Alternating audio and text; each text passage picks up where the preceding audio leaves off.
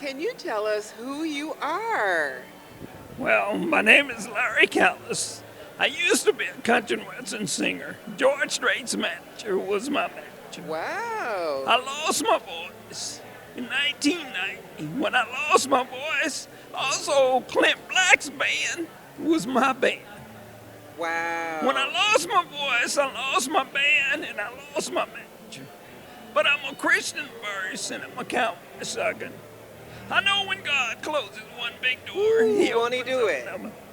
And that's why I talk like I do. So we can start talking. Wow. So, Black Cowboy, an American story. Tell me what it is you hope people take from this exhibit. Well, this exhibit is doing exactly what I started to do in 2017.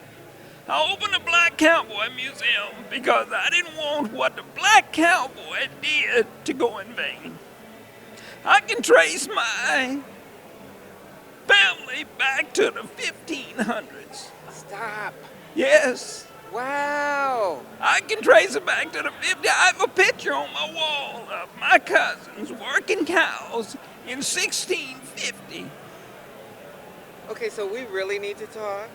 I have a picture of black cowboys in 1880. Wow. It's amazing. Okay, so I'm going to call you. Okay. But anyway, let me get back to Yeah, the script. let's get back to the script. So, what is one word that you would use to describe the exhibit? Amazing. Amazing. Amazing. I love this. When they invited me to come here, I had no idea it was like this. Wow. Like I said, won't he do it? Yeah, He's it's so it's faithful. amazing. Yes, God is faithful. Yes, he is. So, what is something that you would like for people to take away from the exhibit? If you could name one thing. If I can name one thing, just the heart and soul of the black cowboys. You know, people keep saying one out of four were black. They were all black. Back in the 1850s, 60s, and 70s, a white man was called a cowhand. The black man was called a cowboy. Yes. Because he had a houseboy, a yard boy, and somebody worked the cows, he was called a cowboy. Oh, that's rich. Did you get that, Carl? That's where cowboys came from. That's where the word cowboy, and they came from Fort Bend County, Wharton County, Brazoria County, the surrounding counties of Houston, Texas. This is where cowboys started. And most of them were my family. I can even trace the first country and western singers to my family. That's rich. In 1850, there was a black man born, and his name was Charlie Willis. He started playing guitar, and he started working cows on the trail to Kansas. He would play his guitar, and he would play songs about his horse, about the cows. He kept the cows from running off. And if you could play guitar back then, you had a job as a cowboy taking cows to Kansas. Wow. And when they say 1 out of 4 cowboys were one was black, all 4 of them was white, that's wrong.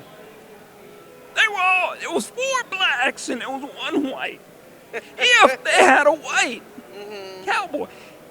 I'm writing a book, and I'm going to put this all in there. Oh, that's awesome. Okay, so I'm going to have you back for something that we're doing at SACAM. I'm so excited to hear about this story, and if you could talk about what you want your heirs to know about black cowboys, what would that be? That the black cowboys did an amazing job on surviving. In the roughest times, they survived and they thrived. And I'm very proud of them.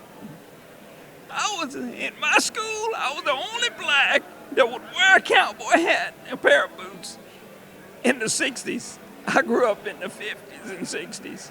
And they used to call me an Uncle Tom.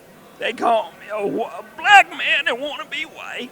Wow. Because they had never seen a black man wear a pair of cowboy boots in the 60s. And I said, man, all my uncles, my cousins, my relatives wear them. I had 3 brothers, they wouldn't wear them, but I did every day. And I got beat up every day. Oh, no. But that was okay. That was okay.